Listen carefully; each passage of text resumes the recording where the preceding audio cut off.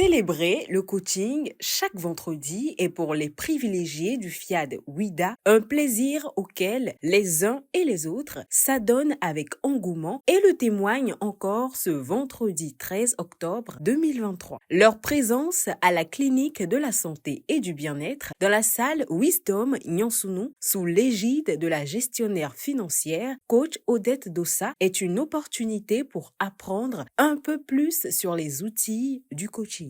Pour démarrer ce rendez-vous du savoir, Monsieur Claude Alossoron, officier principal de police, nous conduit dans l'hymne national du Bénin et le credo du FIAD. La liberté de Christ, non, je m'engage à penser seulement ce qu'il a de meilleur. Professeur de mathématiques appliquées, l'ambassadeur Priska Todijlapou présente un admirable discours du décret de bienvenue aux élus de la soirée. Je décrète la bienvenue à chacun de nous à cette clinique de santé et du bien-être qui, ma foi, nous déménagera certainement. Installez-vous royalement et confortablement et mettons-nous dans les conditions favorables pour bien capter les messages divins que le patron des patrons voudrait mettre à notre disposition ce soir.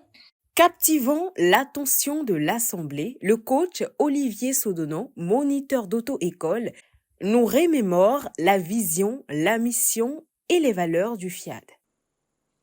Pour ce qui est de l'association FIAD Monde, sa vision est l'édification d'un monde pacifique. Pour atteindre sa vision, le Forum international des ambassadeurs du développement FIAD Monde s'est donné pour mission de découvrir et d'inculquer à ses membres des connaissances et solutions pratiques grâce à la formation continue. La première exhortation dans la chaîne prévue est donnée par le coach Audrey Fadès, infirmière diplômée d'État, qui nous rappelle que notre présent et notre avenir sont assurés car en Dieu nous nous confions. Savoir écouter Dieu, c'est se concentrer sur soi-même pour entendre et discerner. Prends le chemin qu'il t'indique. Si en écoutant Dieu, moi, la peureuse d'avant, assis à une réunion avec tous ses patrons, et mon être intérieur me dit, lève-toi et va programmer. Je me suis levée caillardement, je suis allée programmer. Et personne n'a osé rien dire. Oui, Dieu au commande. J'ai généreux, invité à la table des grands. C'est en écoutant Dieu que nous gagnons tout, véritablement tout. Le monde physique et le monde métaphysique, quel est ton choix? Une question pertinente à laquelle nous sommes confrontés dans la deuxième exhortation réalisée par le coach Marcel Quimper, enseignant. Le monde physique, c'est le visible, c'est le concret, qui ne fait aucun doute. Le monde métaphysique est une autre réalité, un autre monde qu'on ne voit pas. Le monde invisible, le monde de l'esprit. Quel ordre as-tu donné à ce métaphysique? Et tu vis dans un déséquilibre qui attriste Dieu si tant. Ta vie, ma vie, notre vie a besoin d'un nouvel ordre, d'une nouvelle commande, de nouvelles instructions à programmer à ce monde d'esprit pour combler nos désirs et besoins. À présent, place au moment le plus convoité de la soirée et c'est avec le coach Valère Bocco, enseignant que les privilégiés de Dieu sont conduits dans la puissante communication sur la thématique « Les 3 pièges qui guettent l'Africain ». Les 3 pièges qui guettent l'Africain. Le premier, c'est la francophonie. Le deuxième piège, l'école de Jules Ferry. Aujourd'hui, nous étudions.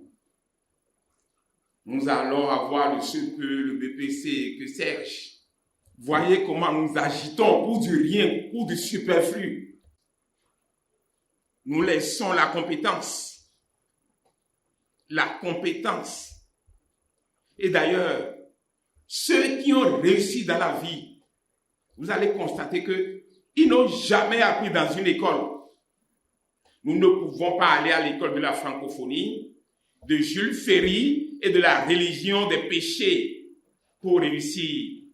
Nous devons alors nous guérir de la maladie de la francophonie. La maladie de la francophonie, nous devons nous guérir de Jules Ferry. Et sur le plan religieux, il est important d'abandonner la religion des péchés et d'étudier Dieu pour réussir notre vie et briller. À l'instant de générosité, le coach Odette Dossa invite par ses mots l'assistance à renouveler leurs semences. Il est important que nous nous retournions à la source pour travailler notre élan quotidien du cœur. L'élan quotidien du cœur. Quel est ton élan aujourd'hui? Quelle est ta capacité de générosité actuelle? Toujours sur le sentier du changement, les participants élèvent leurs vibrations positives en programmant de vive voix avec Monsieur Malik Wanho, professeur des SVT, Mademoiselle Immaculée Assongba, élève au second cycle, et Monsieur Emmanuel Dohou, maraîcher de profession. Tu as vu tout rapport négatif, qui a été une fois fait du moi. Dans la vertu, je suis établi. Tels des invités à la table royale, les privilégiés dégustent le cocktail.